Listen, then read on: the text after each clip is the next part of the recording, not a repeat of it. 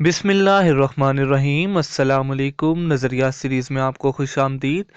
Rail info TV وی کی نظریات series کی دوسری نشست میں ہم ذکر کریں گے سرکار دو عالم رحمت للعالمین حضرت محمد صلی اللہ علیہ وآلہ وسلم کا۔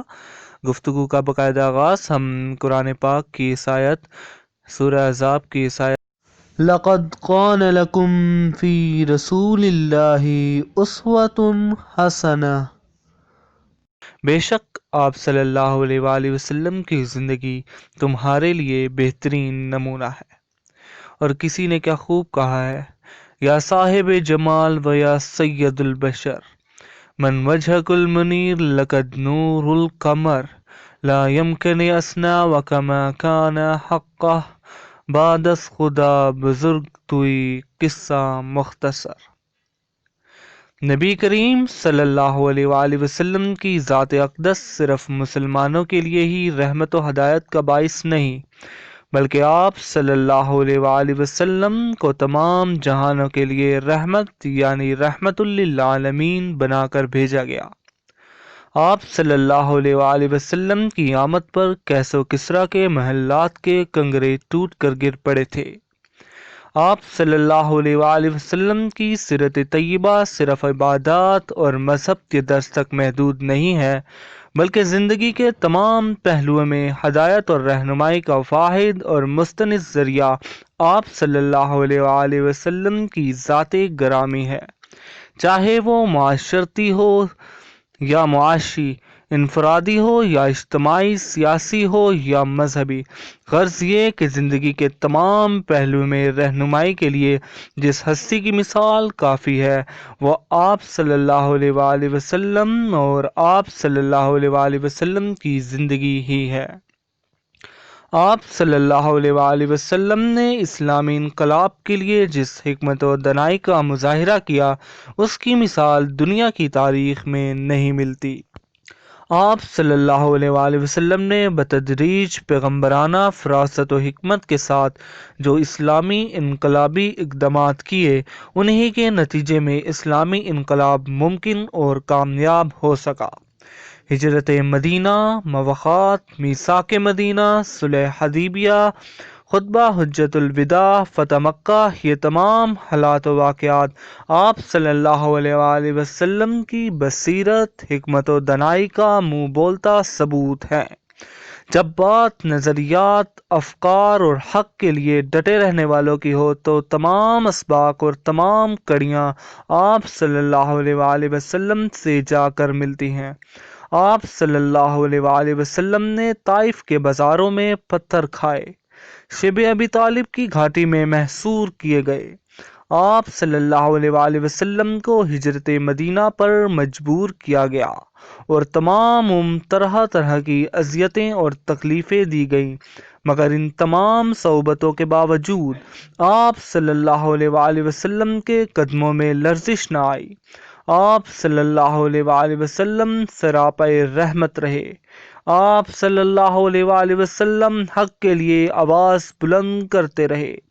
زندگی بھر کسی کو آپ صلی اللہ علیہ وآلہ وسلم کی ذات سے ذرہ برابر بھی تکلیف نہ ہوئی، مگر غزوات میں جب معاملہ اللہ کی حدود سے نکلنے والوں کا تھا تو آپ صلی اللہ علیہ وآلہ وسلم نے ڈٹ کر کفار کا مقابلہ کیا۔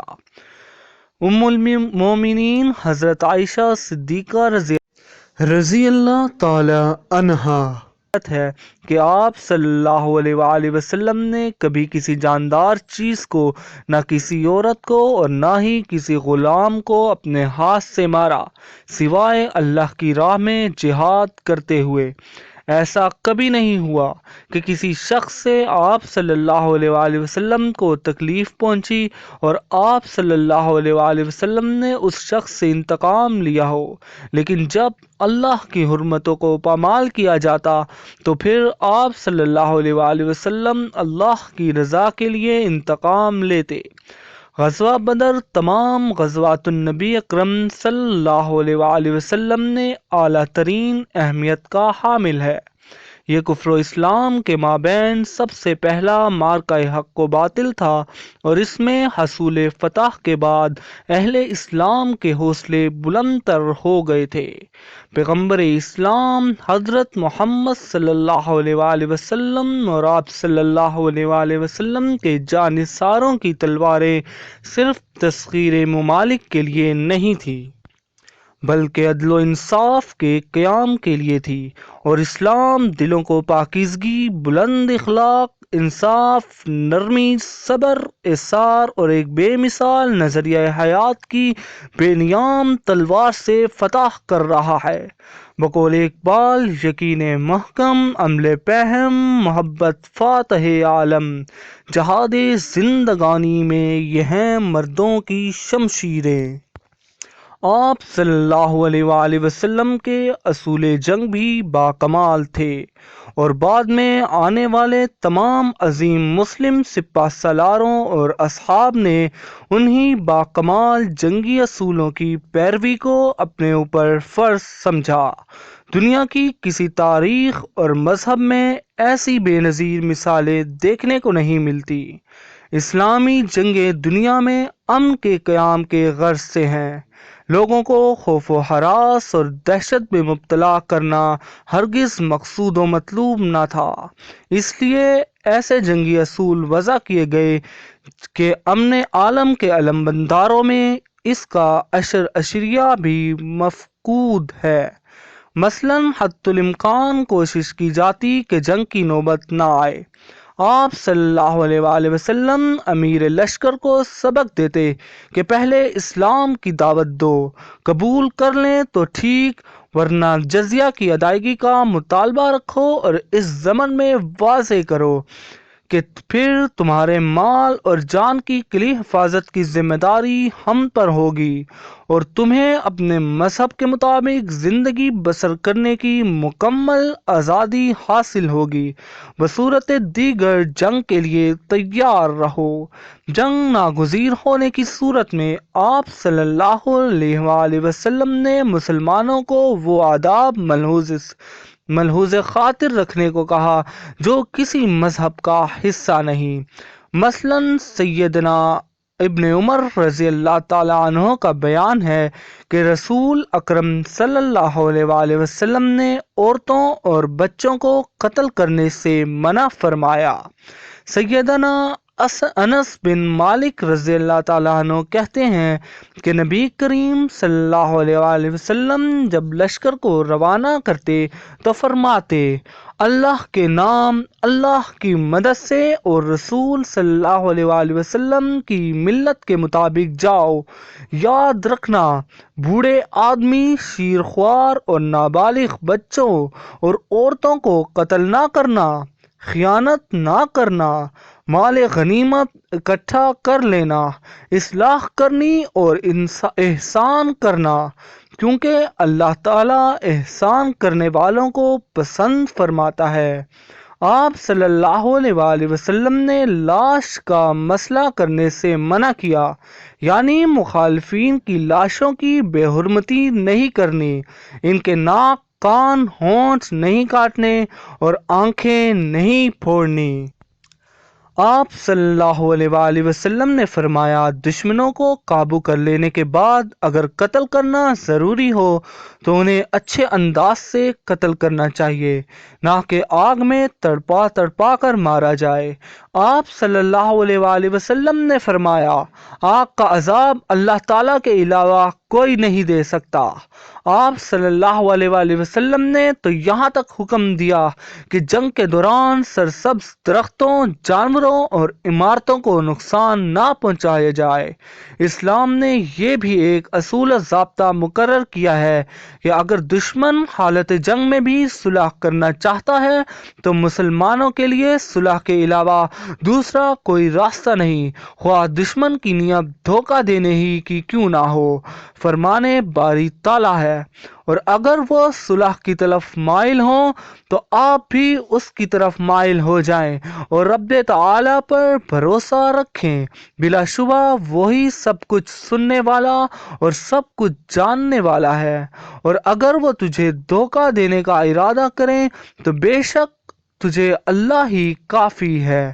نبی کریم صلی اللہ علیہ وآلہ وسلم کے نبوت کے مقاصد میں یہ شامل تھا کہ آپ صلی اللہ علیہ وآلہ وسلم نافرمانوں کو ان کی خطرناک حالت اور انجام سے آگاہ کریں، اللہ کی ربوبیت اور کبریائی اور عظمت و جلال کو آشکار کریں، لوگوں کے اعتقاد و اعمال اور ظاہری و باطنی اخلاق کو سنواریں، انہیں دنیا اور آخرت میں لازوال کامیابیوں کے اصول بتائیں اور زندگی کی تمام گمراہی کے گمنام اندھیروں سے نکال کر ہدایت کی روشنی کی طرف لے کر آئیں، اور آپ صلی اللہ علیہ وآلہ وسلم ان مقاصد کے حصول کے لیے بے شمار قربانیاں دیں۔ آپ صلی اللہ علیہ وآلہ وسلم کو طرح طرح کی اذیتیں اور تکالیف پہنچائی گئیں۔ آپ صلی اللہ علیہ وآلہ وسلم کے راستوں میں کانٹے بچھائے جاتے تاکہ رات کے اندھیرے میں آپ صلی اللہ علیہ وآلہ وسلم کے پاؤں زخمی ہوں، گھر کے دروازے پر افنوتین پھینک دی جاتی۔ آپ صلی اللہ علیہ وآلہ وسلم ایک مرتبہ خانہ کعبہ میں نماز ادا فرما رہے تھے، ابو جہل کے کہنے پر آپ صلی اللہ علیہ وآلہ وسلم جب سجدے میں تشریف لے گئے تو آپ صلی اللہ علیہ وآلہ وسلم کی پشت پر اوجھڑی ڈال دی گئی، جسے بعد میں حضرت فاطمہ رضی اللہ تعالی عنہا آ کر اٹھایا۔ آپ صلی اللہ علیہ وآلہ وسلم کی ایذا رسانی کے لیے کفار کی طرف سے باقاعدہ کمیٹیاں بنائی گئی تھیں، مگر ایسے بے تحاشا واقعات کے باوجود آپ صلی اللہ علیہ وآلہ وسلم کے پایہ استقلال میں لرزش نہ آئی، اور آپ صلی اللہ علیہ وآلہ وسلم اللہ کی طرف بلاتے ہوئے اچھائی کا پیغام دیتے رہے۔ طائف میں پتھر مارنے والوں کے لیے بھی دعا نہیں کی بلکہ ان کے لیے دعا فرمائی، یہاں تک کہ جن لوگوں نے آپ صلی اللہ علیہ وآلہ وسلم کو تمام تکالیفیں اور اذیتیں دیں، ان لوگوں کے لیے فتح مکہ کے موقع پر عام معافی کا اعلان کرتے ہوئے فرمایا، جو کوئی ہتھیار پھینک دے اسے قتل نہ کیا جائے، جو کوئی شخص خانہ کعبہ میں داخل ہو جائے اسے قتل نہ کیا جائے، جو شخص اپنے گھر کے اندر بیٹھا رہے اسے امان ہے، جو ابو سفیان کے گھر چلا جائے اسے امان ہے، بھاگ جانے والوں کا تعاقب نہ کیا جائے، زخمی اور اسیر کو قتل نہ کیا جائے۔ آپ صلی اللہ علیہ وآلہ وسلم نے فتح مکہ کے موقع پر کیے جانے والے اس عملی مظاہرے پر لوگ جوک در جوک اسلام میں داخل ہونے لگے اور اسلام لانے والوں کی تعداد کثیر ہو گئی تھی۔ جن لوگوں کا یہ کہنا ہے کہ اسلام تلوار کے زور پر پھیلا ہے، وہ لوگ اسلام کی تاریخ سے قطعاً ناآشنا ہیں، اور آپ صلی اللہ علیہ وآلہ وسلم کا آخری خطبہ حجۃ الوداع اسلامی تعلیمات اور احکامات کا نچوڑ ہے، جس میں آپ صلی اللہ علیہ وآلہ وسلم نے لوگوں کو مخاطب کرتے ہوئے آخری بار حکم دیا تھا، لوگو، تمہارا خون، تمہارا مال اور تمہاری عزتیں ایک دوسرے پر ایسے ہی حرام ہیں جیسے کہ تم آج کے دن کی، اس شہر کی اور اس مہینے کی حرمت کرتے ہو۔ تمہیں عنقریب اللہ کے سامنے حاضر ہونا ہے اور وہ تم سے تمہارے اعمال کے بارے میں سوال فرمائے گا۔ خبردار، میرے بعد گمراہ نہ ہو جانا کہ ایک دوسرے کی گردنیں کاٹنے لگو۔ لوگو، میں تمہیں وہ چیز چھوڑ کر جا رہا ہوں کہ اگر اسے مضبوطی سے تھام لوگے تو کبھی گمراہ نہ ہوگے۔ وہ قرآن اللہ کی کتاب ہے۔ لوگو، نہ تو میرے بعد کوئی اور پیغمبر ہے اور نہ ہی کوئی اور امت پیدا ہونے والی ہے۔ تم سب اپنے پروردگار کی عبادت کرو، نماز ادا کرو، رمضان کے روزے رکھو، مالوں کی زکوٰۃ خوش دلی کے ساتھ ادا کیا کرو اور بیت اللہ کا حج ادا کرو۔ اور آخر میں آپ صلی اللہ علیہ وآلہ وسلم نے فرمایا، لوگو، تم سے قیامت کے دن میرے بارے میں دریافت کیا جائے گا تو کیا جواب دو گے؟ سب نے کہا کہ ہم اس بات کی شہادت دیتے ہیں کہ آپ صلی اللہ علیہ وآلہ وسلم نے رسالت و نبوت کا حق ادا کر دیا۔ آپ صلی اللہ علیہ وآلہ وسلم نے اللہ کے احکام ہم تک پہنچا دیے، ہمیں کھوٹے اور کھرے کی پہچان کرا دی۔ اس وقت آپ صلی اللہ علیہ وآلہ وسلم نے شہادت کی انگلی آسمان کی طرف اٹھاتے ہوئے کہا کہ اے اللہ، سن لے تیرے بندے کیا کہہ رہے ہیں۔ اے اللہ، گواہ رہنا، یہ سب اقرار کر رہے ہیں۔ سیرت نبی صلی اللہ علیہ وآلہ وسلم سے متعلق یہاں ایک یہودی عورت کا واقعہ قابل ذکر ہے۔ 1973 میں جب عربوں اور اسرائیل کے درمیان جنگ چھڑی تھی تو اسرائیل اس وقت اقتصادی بحران کا شکار تھا، مگر اسرائیل کی اس وقت کی وزیر اعظم گولڈا مائرا نے اسرائیل کی تاریخ کا سب سے بڑا اسلحہ کا سودا کیا تھا، اور گولڈا مائرا نے جو حکمت عملی اپنائی اس نے آنے والے وقت کو ثابت کر دیا تھا کہ گولڈا مائرا کا اقدام درست تھا۔ اسی اسلحے اور جہازوں سے یہودی کچھ عرصے بعد عربوں کے دروازے پر دستک دے رہے تھے۔ بعد میں جنگ کے ایک عرصے بعد واشنگٹن پوسٹ کے تمام نمائندے نے گولڈا مائرا کا انٹرویو کیا اور سوال کیا، امریکی اسلحہ خریدنے کے لیے آپ کے ذہن میں جو دلیل تھی وہ فوراً آئی تھی یا پہلے سے حکمت عملی تیار کر رکھی تھی؟ گولڈا مائرا نے جواب دیا، وہ چونکا دینے والا تھا۔ وہ بولی، میں نے یہ استدعا لال اپنے دشمنوں مسلمانوں کے نبی حضرت محمد صلی اللہ علیہ وآلہ وسلم سے لیا تھا۔ میں جب طالبہ تھی تو مذاہب کا موازنہ میرا پسندیدہ موضوع تھا۔ انہی دنوں میں نے محمد صلی اللہ علیہ وآلہ وسلم کی سوانح حیات پڑھی۔ اس کتاب میں مصنف نے لکھا تھا کہ جب حضرت محمد صلی اللہ علیہ وآلہ وسلم کا وصال ہوا تو ان کے گھر میں اتنی رقم نہیں تھی کہ چراغ جلانے کے لیے تیل خریدا جا سکے، لہٰذا ان کی اہلیہ حضرت عائشہ صدیقہ رضی اللہ تعالی عنہ نے ان کی ذرہ بکر رین رکھ کر تیل خریدا، لیکن اس وقت بھی محمد صلی اللہ علیہ وآلہ وسلم کے حجرے کی دیواروں پر 9 تلواریں لٹک رہی تھیں۔ میں نے جب یہ واقعہ پڑھا تو سوچا کہ دنیا میں کتنے لوگ ہوں گے جو مسلمانوں کی پہلی ریاست کی کمزور اقتصادی حالت کے بارے میں جانتے ہوں گے، لیکن مسلمان آدھی دنیا کے فاتح ہیں، یہ بات پوری دنیا جانتی ہے۔ لہٰذا میں نے یہ فیصلہ کیا کہ اگر مجھے اور میری قوم کو برسوں بھوکا رہنا پڑے، پختہ مکانوں کے بجائے خیموں میں زندگی گزارنا پڑے، تو بھی اسلحہ خریدیں گے، خود کو مضبوط ثابت کریں گے اور فتح کا اعزاز پائیں گے۔ افسوس ہے کہ سیرت نبوی سے ایک یہودی عورت نے تو سبق سیکھ لیا، مگر مسلمان اس پہلو سے ناآشنا ہے۔ آج وہ لوگ جو یہ درس دیتے ہیں کہ اسلام امن کا دین ہے اور امن کا پیغام دیتا ہے، وہ بالکل درست کہتے ہیں، مگر ان لوگوں کو چاہیے کہ وہ ذرا اسلام کی تاریخ اٹھا کر دیکھیں جو لازوال فتوحات سے بھری ہوئی ہے۔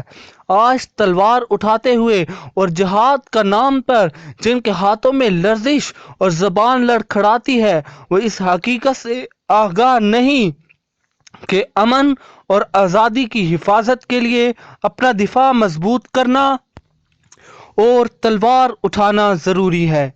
جنگ امن کے لیے اور فساد کو ختم کرنے کے لیے ہی کی جاتی ہے۔ آج فلسطین اور کشمیر اور دنیا بھر میں جہاں مسلمان مجبور و محکوم ہیں اور ان پر ظلم ڈھائے جا رہے ہیں، اس کی وجہ بھی یہ ہے کہ آج کا مسلمان اپنی بزدلی اور کم فہمی کو مصلحت کے پردوں میں چھپاتا ہے اور تاریخ کو توڑ مڑوڑ کر پیش کرتا ہے۔ بقول علامہ اقبال رحمۃ اللہ علیہ، قلب میں سوز نہیں، روح میں احساس نہیں، کچھ بھی پیغام محمد کا تمہیں پاس نہیں۔ جاتے جاتے آپ سے گزارش ہے کہ اس ویڈیو کو لائک کریں، چینل کو سبسکرائب کر کے نوٹیفیکیشن بیل کو دبا کر آل کے آپشن پر کلک کر دیں اور اس ویڈیو کو زیادہ سے زیادہ شیئر کریں۔ ویڈیو کو بنانے کا مقصد یہ ہے کہ مجھے عشق رسول اور حب الوطنی کا درس نصاب سے نہیں نسب سے ملا ہے، لیکن آنے والی نسلوں کو شاید نسب سے بھی نہ ملے، لہٰذا نظریات کی ترویج اور اس کو نصاب کا حصہ بنوانا ہماری اولین ترجیح ہے۔ اس مقصد میں ہمارا ساتھ دیجیے، اس ویڈیو کو زیادہ سے زیادہ شیئر کیجیے۔ میں Syed Talha real info TV وی کے پلیٹ فارم سے آپ سے اجازت چاہتا ہوں۔ اپنا خیال رکھیے گا، مجھے دعاؤں میں یاد رکھیے گا اور چینل کو ضرور سبسکرائب کر لیجیے گا۔ اللہ حافظ۔